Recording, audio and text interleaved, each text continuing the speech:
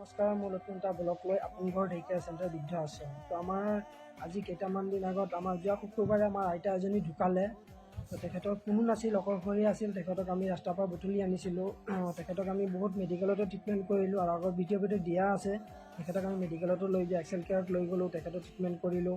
তাত কৰাৰ পিছত ডক্টৰে ক'লে যে তেখেতে এতিয়া লাষ্ট ষ্টেজত আছে, যিহেতু তেখেতৰ কেঞ্চাৰ হৈ গৈছে, কিডনী ষ্ট'ন হৈ পৰা কেঞ্চাৰ হৈ গৈছে, যিহেতু এতিয়া তেখেতক আমি বচাব নোৱাৰোঁ। তথাপি আমি বহুত চেষ্টা কৰিলোঁ তেখেতক বচাবৰ কাৰণে, কিছুমান মেডিচিন দিলে, এইখিনি খুৱাই বোৱাই ৰাখিলোঁ, কিন্তু ডক্টৰে যিহেতু কৈ দিলে তেখেতে লাষ্ট ষ্টেজত আছে, নোৱাৰে বচাবৰ কাৰণে। যিমান দিন ৰাখে আপোনালোকে ধুনীয়াকৈ তেখেতক ৰাখক, ৰাখি মেলি ধুনীয়াকৈ চাওক। তাৰ মাজতে আমাৰ আইতা হেৰাই যাব বুলি কৈছিল আৰু সেইধৰণে যোৱা শুক্ৰবাৰে আমাৰ আইতা আমাৰ মাজৰ পৰা হেৰাই গ'ল।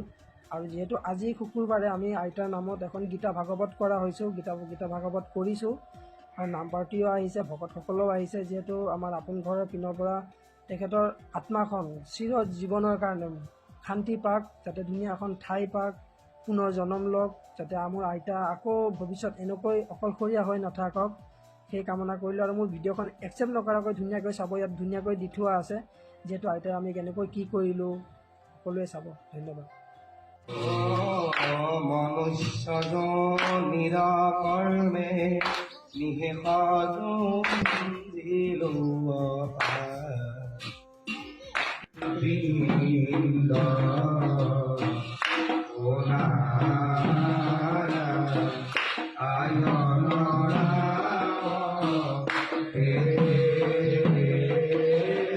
এইজনে আছিল আমাৰ মৰমৰ আইতা, যিহেতু আমাৰ মাজৰ পৰা চিৰদিনৰ কাৰণে তেখেতে বিদায় ল'লে।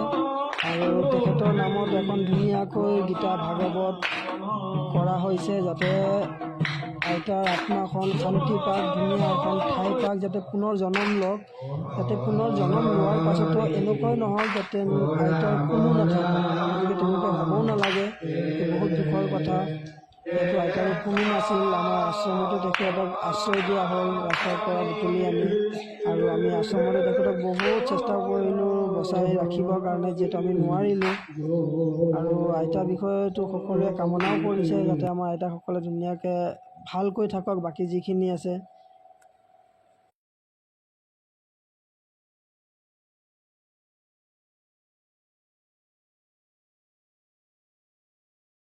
এয়া এতিয়া আমাৰ আইতাৰ নাম লোৱা শেষ হৈছে আৰু ইতিমধ্যে সকলোৱে খাব বহিছে আৰু সকলোবোৰক দেখাওঁ, বৰ ধুনীয়াকৈ খাই আছে। ছাৰ, খানা কেনে পাইছে? পাতিখন ধুনীয়া হৈছেনে? ছাৰ, খানা কেনে পাইছে? ভাল হৈছে? বাইদেউ, খানা কেনে পাইছে? বৰ ধুনীয়া হৈছে ন ছাৰ? ধুনীয়া হৈছে ন বাইদেউ? খানা কেনে পাইছে?